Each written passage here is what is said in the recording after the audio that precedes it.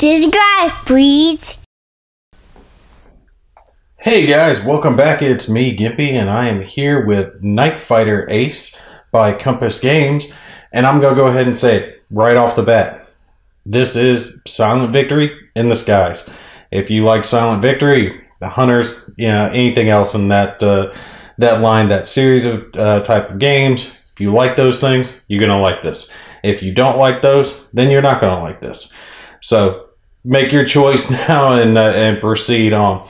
Personally, I love the style of game. The Silent Victory I rated very highly. So obviously I like this game. This one focuses on night fighters, German night fighters specifically, targeting bombers that were doing night bombing raids over Germany during World War II.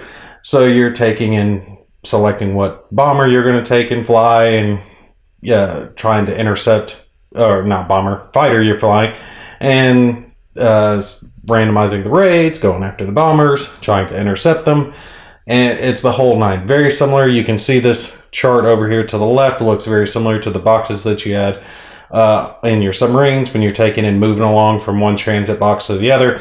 These are called endurance boxes, but for our intents purposes, they're virtually the same thing. Now, there is a neat little addition here that has a card system for combat instead.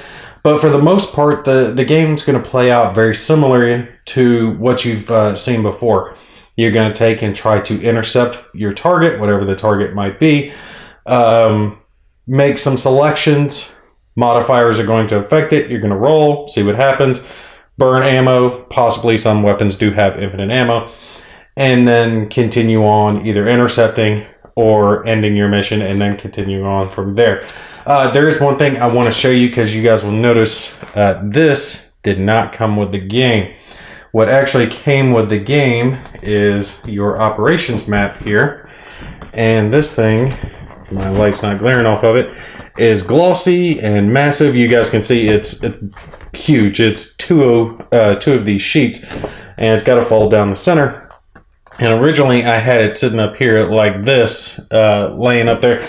And I'm like, God, this thing takes so much space. And when you have all the other charts to deal with, because this has your weather chart on it, your moon, range effects as well on it, and then your different targets that are potentially going to be bombed where you're trying to intercept them, all right? And you're supposed to put your little target marker on there, and then also a sequence of play written here on the side.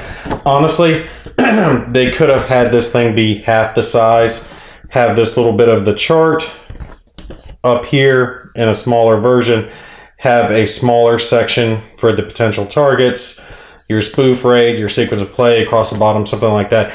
It just takes up too much space for not enough game material, essentially. And someone came up with this. I'll try to zoom it in.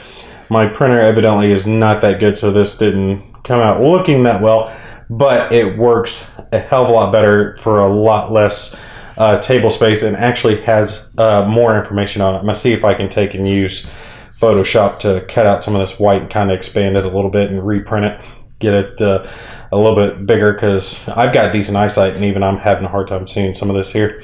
But it's got your random electronic failure, bomb bay, repair of damaged aircraft, along with a tiny sequence of play over here in your spoof raid. But then all the targets are lined up, even a card, combat card pile and discard pile, and then the same stuff over here with actually more spots for the moon listed down. So this is actually a much better sheet, and Compass Games actually has this on their website directly, or you can go to Board Game Geek and download it and print it off. But I absolutely recommend that over the one that came with the game. It's a lot easier, neater, cleaner. For our intents purposes, you're not going to have to worry about it too much. I'm going to tell you guys what we're going after, targets and such, that it's going to be listed on there, but I definitely recommend printing it out. One other player aid that I'm not going to have on screen, just because we're not going to need it for our purposes for this little review through, is your pilot and crew status card. In this, you can have optional ace pilots, real people who existed, who were obviously ace pilots, and they'll have their stats and rank and everything else, and you can try to play as them and see if you can recreate their success. I'm not playing as one of those guys, but this is also where you keep track of your prestige level and your experience and your rank and any awards that you get, any skills down here for your pilot, for your different crews. All that type stuff is where you can keep track of this, and then their experience points, which those guys can get killed off just like in the previous games, or wounded and left out of the sorties there for a little while. So this is a neat little addition where you can keep track of that. If you've got a nice little place, you can set it to the side, or you can definitely write it down. Also, we are going to be keeping track of our sortie, our Nightfighter Ace Sortie Log, and I do appreciate the fact that this thing came with a bunch of these. They are front and back. All right, backside, covering the different months and years that you are participating. You can see I've already done a little raid here, just a little practice game to get one under my belt, seeing how things are going to go. We're just going to pick up on the next one. And like I said, if you've seen Silent Victory or other games in its ilk, you've seen this before and you know exactly how it's going to work. You're going to write down your target, you're going to write down any potential enemies that you go after. You'll circle them if you take them out. You'll mark down your kills, and then potentially use this to keep track of any experience points or level ups or prestige that you're going to get, because you can take and increase your prestige level, your experience, and gain better planes. Let me pull this one up so I can show you guys a little bit better, so I don't have to move my camera around, since I've already got a good view going here. We'll take and pick it up and hold it for you. This is your plane sheet. Okay, so this is like your sub sheet in Silent Victory. It's going to show you what you're flying, what its potential or what its stats are, what the prestige level needed to start flying it is. This one is available at start, so you don't need any prestige level. Up here in the top left is where you keep track of your current zone and base, which I picked a base out of Brennan, which I got marked right there. And then you can just pick your specific base, which doesn't particularly matter. You're more looking for the zones, which are these rows down listed here, which are also color coded. So you've got Dutch, Brennan, French, Berlin, Munich, Munster, and Frankfurt are all the different bases that you can start at. And depending on where you're starting is going to depend on, when you intercept someone, how far out you're going to go on this little set of endurance boxes. And sometimes you'll be too far out to go to certain places, depending on where you're based at. As you level up, you can take, and let's see, flip it over to the backside, we can see this, the BF-110 F4U U1 requires a prestige level 2, has the same speed, but let's see what's different. Oh, here's a difference. This one has, and I'm definitely going to say this German word wrong, the Schrag music weapon. And this is something I didn't know about, and it was actually a neat little bit of history that I got to learn, is that some of these Nightfighter planes would come equipped with a cannon that would be equipped at a 70-degree angle, and they would sneak underneath a bomber and light them up, firing without tracer ammunition. So they're trying to catch these guys as much by surprise as possible, and these music weapons just tore them apart. I think the translation is jazz music is what they call them. But not all of your planes are going to come equipped with this. The one I am starting with does not come equipped with it. I do have rear guns, but they're not going to do too much for me. You're looking more at your power. So my forward cannon, I've only got 3 ammo for it. That's what's listed down here to the right. But it has a power of 10. And then my other 2 forward guns, they have infinite ammo, but they're only at a strength of 4. But if I fire all of them, I've got a strength of 18 for taking out any potential targets. Down here, right there below it, is listed down any electronic suites that the airplane might have, like radar, stuff like that. This one doesn't have any, so I'm not getting any modifiers. going in my favor. I'm actually getting some negative modifiers. It's very hard to intercept with one of these crappy planes. You're going to have to definitely try to get into a better one. Down here into the lower left is where you're going to keep track of the damage that is done to your plane. And you can see that on the columns here, like port wing, for example, it says X3. Means you can take 3 damage before that wing is blown off and you're shot down. So 3, 3, 2, 2, and so on. You can lose 1 engine, still stay in the air. You can't lose both and stay in the air. You can take a hit to your fuel tank. You take 2, you're definitely dead and you're blown apart without the chance to bail out. So try not to let that happen. Down here to the right, similar to others, you've got your crew status where you can take and mark down if you've got any guys potentially wounded. Now, what you're going to do is take your little markers and then grab them and put them back. We'll take and mark my base and my zone. And there is a little counter here for each one of the specific fighters that you can fly. And you'll put it in your little takeoff box. Since I am flying out of Brennan, I'll take and put it in this little takeoff box. And when we roll to find what target we're going after, that's when we'll take and move that thing along. You guys will see that here in just a second. Actually, let's just take and go ahead and get started with it. And I will show you guys this. We'll zoom in on that. Actually, when we take and start doing some damage to some British bombers. Let me make sure I've got everything put back where it goes. Yep. All right. Let's get my moon. The moon level is bright +1, which you guys can see is right there. So we're actually getting a bonus modifier to that. I'll mark that there.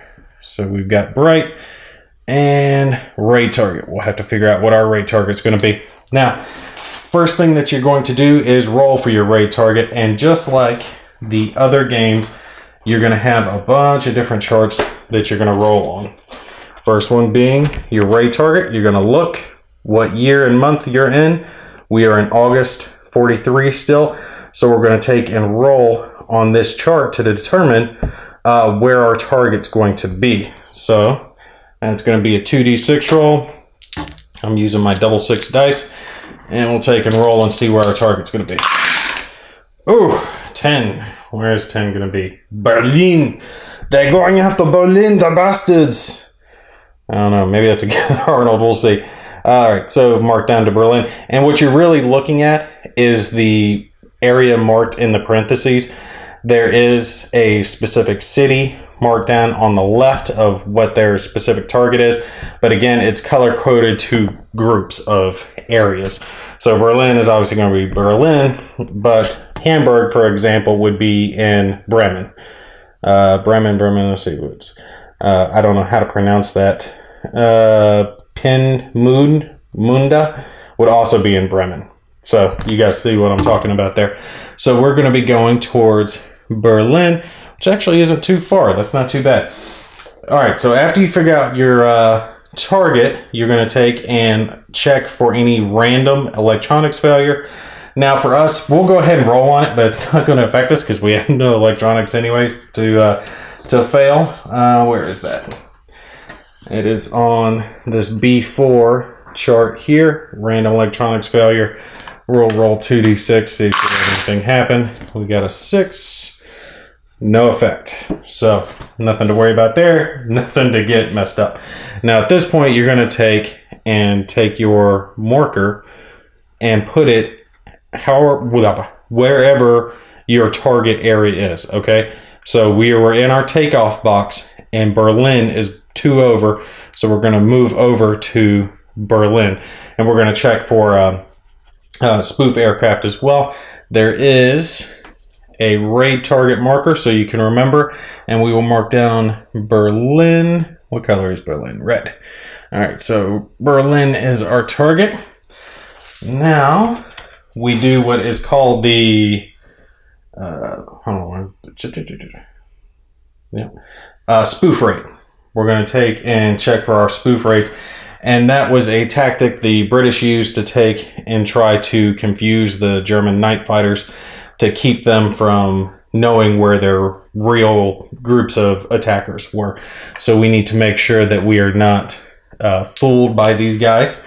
Where is that? Forgive me, I've only done so many of these raids and I don't have it memorized where they are on the charts just yet. Let's see, spoof raids are on chart A1. Where is spoof raids? Okay, I'm not seeing it on A1. Oh well, it doesn't matter. It's over here anyway. Spoof raid is 2d6, 1 to 9, no effect. Alright, so let's take and roll that. Alright, so we got a 7, we're good.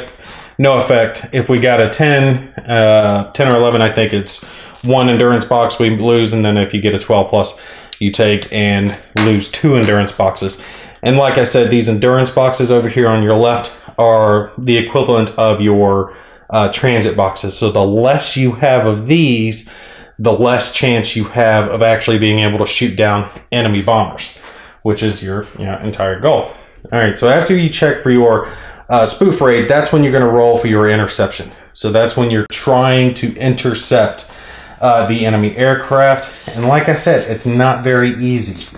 Where is our interception chart? Here we go. B1, right here. You've got your interception, and you need to take and roll a 9 or a 10 on a roll of a D10 to take and intercept. A bomber stream is a special thing you can get if you roll high enough where effectively you don't have to keep rolling to take and intercept. You're basically in the stream of bombers and you're just flying through them and choosing to attack. If you have a certain pilot skill, once you're in the bomber stream, you can just stay in it as long as you want. If you don't have that certain pilot skill, then you'll have to check, like after each bomber that you attack, whether or not you are still in the bomber stream. For us, we are definitely not going to be able to get in the bomber stream because we have some modifiers working against us. We have no working radar present, which gives us a -1, but we've also got a +1 for it being bright out, but none of these others are going to affect us. So we're getting a -1 and a +1, which effectively means we need a 9 or a 10. Sorry for bumping the camera there. We need a 9 or a 10 on a D10, and we have 1, 2, 3, 4 chances to get it. All right. So once we roll this one, well, if we don't get a 9 or a 10, we go to this endurance box, and then this one, and then this one, and then we've missed the raid. So let's see if we can take and find ourselves some bombers. 5, did not get it. We will go to the next endurance box. See if we can take and find one. 1, that's not it. I think 1 is unsure of location. Yep. Which means no contact in this endurance box and the next. Treat as no interception. So because we rolled a natural 1, we actually move 1 more again. And we have to take and check again. 9, we finally got one. Actually, I think we were supposed to be 1 farther. Doesn't matter. We finally got ourselves an interception. Okay, so once you intercept, that's when you're going to take and determine your target, determine your range, and all that other good stuff. So let's take and determine our target now and see who we're going after. It's going to be on the back of your raid chart. Is another chart. You're all about the charts in this game. So like I said, if you don't like this style of game, you're not going to like this. It's more of what you've played before. So August 43. This is our list of potential bombers. So we're going to roll our 2d6 and see what kind of bomber we're going after. We got ourselves a 4, which means we are going after a Sterling. So not too bad. Now, let's take and pick this up real quick and I'll show you guys this. Oh, I forgot to roll for weather earlier. I'd already done that previously and I forgot to mention that, but you do want to roll for your weather and see where it is. I had rolled good. I'd already had that marked. Now this is your bomber mat. This is where you're going to keep track of the potential damage that you do to the bombers that you attack and what range you are when you're attacking them. one of the things you're going to pick is your range and what type of attack you're doing. Forward guns or your music guns, you're under the bomber guns, we do not have this set of weapons, so we can't take and use that. And you can see you can't do that at long range. You have to get pretty close to them. So it's either medium or close range for the music weapons. You can also mark if you are in the bomber stream here with a special counter. So you will pick which one of these ranges you want to go for. And what you're effectively doing is deciding how many rounds you want to take and try to attack that bomber before you have to make a second pass. At long range, you're going to get a negative modifier to potential hits. I'm trying to keep the glare off of it. Negative modifier to potential hits of -1. Medium range, no modifier. Close range, you get a bonus to potential random hits against them. So that's a good thing. But if you, for example, pick close range and you don't kill the bomber in the first go, then you have to attempt to make a second pass. Of course, there's a roll for it. You can potentially lose your target. That doesn't necessarily mean that the target isn't destroyed, though. If you do enough damage to it, it could be blown out of the sky or fall down later from destroyed engines or whatnot. There's actually a special roll if you hit the bomber in the what is it, the fuel tank, I think it is. You hit them in the fuel tank, you can potentially blow them up. And no, it's the bomb bay. If you hit them in the bomb bay, you can take and potentially blow them up, but only if they are early into the transit boxes, the endurance boxes. So you have to catch them before they've dropped their bombs. So we are going to go with a long range, and then our Sterling is going to be this middle set. So we've got Sterling, Halifax, B-17, and Lancasters in the middle here. Wellingtons are on the left, and then the Mosquitoes are on the right. You want to make sure and look at that speed number and compare it to your own, and keep in mind that if your plane has any damage to its engines, your speed is going to be reduced. Okay, I think it's 3 for damaged, 6 for destroyed engine. So my speed is a 17, which is definitely faster than the Sterling's 13. But if I had 2 damaged engines, the Sterling would be faster and I wouldn't be able to catch it. If I was after a B-17 and just had 1 damaged engine, it would just fly away from me because I wouldn't be fast enough to catch it. And again, you're just going to keep track of the damage. This is very similar to the damage that your plane can potentially take. You can see the port wing is going to have up to 3 to be destroyed, 3, 4, and then they've got the different bombers annotated here if they can take more damage before they're destroyed. And then your tail gunner is marked here, engines right there below. Same for each one of these. It's really simplistic once you've tried it a couple of times. It's really not hard to get the gist of it. So let's take and go after him, see if we can take and knock this Sterling out of the sky. We're going to go for long range.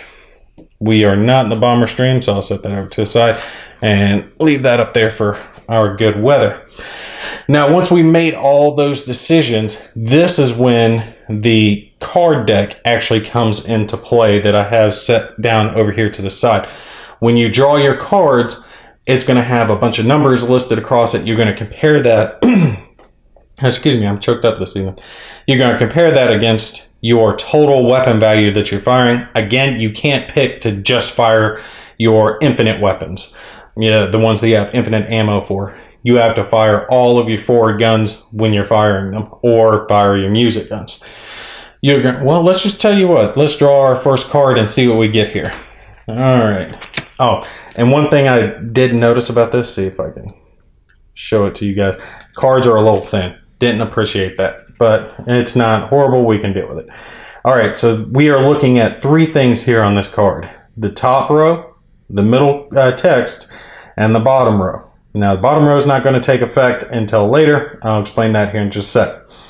Firepower and hits. You are going to compare that top total firepower. So you see where it says 6, 8, 12, 16, 24 plus. And it's giving you either a number or a set of letters beneath it. That's going to tell you what type of damage you did to the bomber. Now, on your first pass, This is our first pass. You are going to look at the contact text here, and that's going to determine who's going to fire first or any special things that can happen. We are not spotted. We're going to fire first, and then the bomber begins to corkscrew the next round. Corkscrew is a defensive maneuver, and it'll make it to where the bomber takes one less random hit, but we don't have to worry about that. We got the first shot off. Our total damage is 10 plus 4 plus 4 is 18. We do have to spend one of our ammo counters. Set that over to the side. So we've only got 2 sets left, but that's all right. We can make a full 3 shots at it in our 1 pass here, and put all this damage into it, hopefully take this bomber out. So that gives us 18. That puts us right here at the 16 column. So we got GP, which is considered grouping. Okay, set this over to the side. And where is it at? Okay. Oh, one other thing I did forget to mention before I do this, because I have to call my shots. You pick your aim point on the bomber. Okay. I always try to, and this is just me, I always try to aim for the gunner on the first couple of passes. See if I can take out their tail gunner, because if I do, I don't have to worry about defensive fire coming in return. But you'll pick either left wing, right wing, gunner, or airframe. And if you get a result like grouping, the target, the area that you picked, is going to tell you what type of damage you've done. You can also have the aim skill, which also provides another bonus. So let's see here. I picked gunner, B3, bomber damage, gunner, and this is going to tell us what's going to happen here. Their controls are going to take 1 hit. Their airframe is going to take 1 hit. And their gunner is going to take 1 hit. That's what I'm talking about. I love taking out the gunner. Now, you see here it says random times 2. It means they take 2 rolls on this chart to determine what other damage they're going to take. But we're firing at long range, which reduces random damage by 1. So they're only going to have to roll on that 1 time. So what you're going to do is you're going to take these little damage counters, and we're going to place 1 in their control surface. We're going to place 1 in their airframe, and we're going to place 1 in their tail gunner there, which I'm going to flip over to inoperable since we have taken out their tail gunner. Always a good thing. And then we've got 1 random, not 2, since we are reducing 1 since we're at long range, and roll a d10 and determine what type of extra damage that we get on this. So let's take and see. I like getting Bombay damage in this little random slot. See if I can blow them up in 1 hit. 6. 6 is gunner. We already got. So that gunner's just shot all to hell. So we don't have to worry about him again.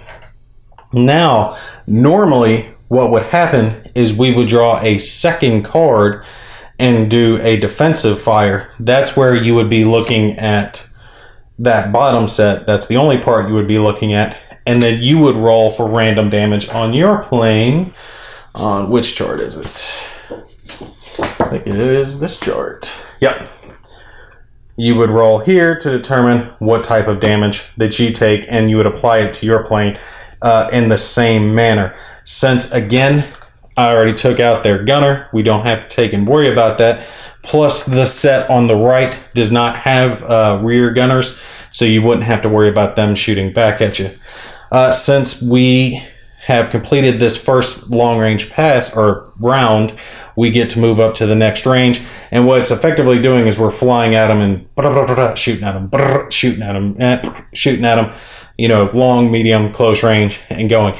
You also do have the option of doing what's called an extended burst. It gives you the potential to have more damage, but it gives you a higher chance to potentially jam your guns or blind your pilot. So right now we're doing pretty good. We're chewing them up without having to take too much damage here and no return fire, so we're just going to take and do another regular burst. We go to medium range where we've moved our counter. We're going to draw another card. We're going to take and look again. We are spending another bit of ammo, so we're down to 1. And again, we're in the we've got 18, So we're in the 16 column. We hit the grouping. We're again aimed at the gunner column. So we're going to have the same thing, but the difference is now they are going to get, no wait, they are not. They're going to still get the same one random because they do have the ability to corkscrew still. What is it? I think it's if they take 2 engine hits. Yeah, if their engines are damaged, 2 of their engines are damaged, then they lose the ability to corkscrew. So they're going to take just 1 random damage because they're corkscrewing, trying to avoid our damage. Let's see what they get. Random 1. Airframe. Well, that's not too good for us because we haven't been doing any damage to their airframe. Actually, no, that is. We have been doing that. My apologies. We got it. All right, so now 1 more damage to either the airframe, the control surfaces, will take them out. So effectively, we've destroyed the elevator or the rudder and the plane won't fly anymore, or we've just chewed the plane in half by tearing apart the airframe. So we're going to take and go to close range, draw ourselves another card, spend our last ammo. So now we are out of ammo, and any potential attacks we'll do after this will only have 8 firepower instead of 18. You can see 8 would still give us 5 random hits on them though. But with that being random hits, those can be potentially less. Since we are at close range though, we get to add 1. And since we got GP again, we know what GP is. It hits all these. And we've actually destroyed their airframe and their control surfaces and their gunner multiple times. He's been just chewed apart. So we mark these. Both of these are enough to kill the bomber. So he is taken out. Bam, just like that. We got him, and we get to mark that onto our sheet here. So our target was Berlin. Let me write it down. I'll show you guys what I'm talking about. And we got a Sterling. If you guys can see my shit handwriting. So you guys can see target Sterling. You circle it when you get it, and then you can mark it there at the end, however many other ones that you get. Now, we are out of ammo for our main weapon, but we could take and still do one last attempt to intercept there if we wanted to in our last endurance box. We're not going to worry about that since there's really no need. I'm just trying to show you guys the aspects of the game. But that's it. If this bomber had not been destroyed, okay, so we hadn't killed him in our long, medium, and close range attacks against him, then we could attempt to do a second pass where you would take and pull back around. You would roll, seeing if you took and actually reacquired your target, and then you would take and again pick your aim point, pick your range, and do all of that stuff over again. It would be like starting the attack anew, and when you started drawing your cards for potential attacks, you would also take and apply that first pass center text again. There is one other little special concern that you need to worry about, and that's if you hit the bomb bay, and I think the fuel tank, I'm not positive on that, but I know with the bomb bay, if you're doing your Scrag music weapon and you're underneath the plane, the German fighters had the potential to catch pieces of bomber that they blew apart because they still had bombs in them into their own plane and take damage for that. And there's actually a roll for that. If you're at close range, you can potentially get damage from it, so you have to roll on it if you're using that type of weapon. Now, once you get done and you move into your last endurance box, and this is regardless on whether or not you intercepted anything along the way. So if we had not intercepted a plane and we hit the landing box, we would still go ahead and land regardless of regardless on whether or not we'd actually intercepted any targets. It just means that the bomber slipped by us in the night and we missed them. So let's see, what part of our chart do we roll on here? B9. So let's find B9.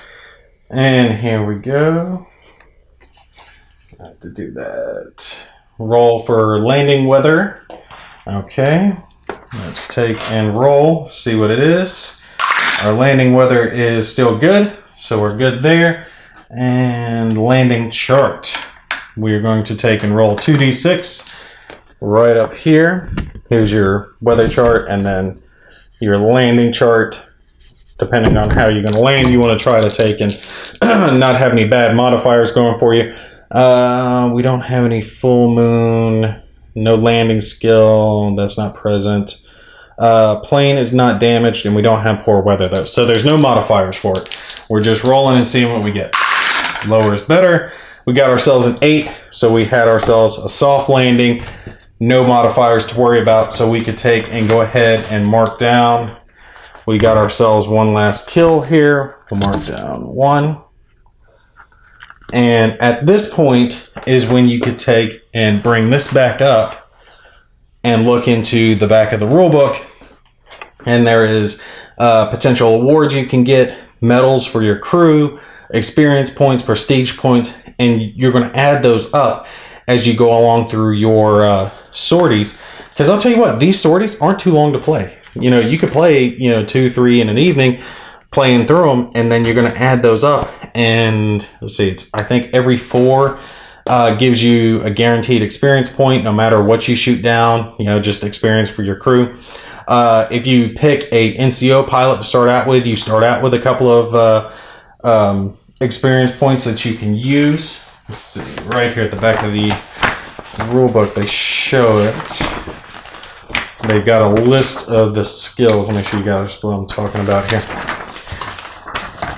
Right here, you can take and buy skills that will improve your abilities. The aim skill, which again will help you when you're aiming at the planes. It gives you bonuses to hit, and then there's a whole list of other different type of skills. There's a couple of pages of them. You can also take and spend prestige points to take and rebase yourself to a different base if you want. Some of the bases become more dangerous later on into the campaign. I believe the Dutch bases become dangerous to fly out of into the later parts of the campaign, so you might want to take and rebase if you started there. You can take and increase your plane, like you saw how I flipped this thing over and there was a better version on the back. Upgrade to another. You can become an expert in your plane. If one of your crew members gets severely or light wounded, they can take and miss a sortie. You can fly out with just a basic skillless crew member, and then when they've healed up, you can take and put them back. Or potentially, if the new crew member, stays with you long enough to gain some skills and level up, and they're doing better, you can keep the new one, as long as it's not your pilot.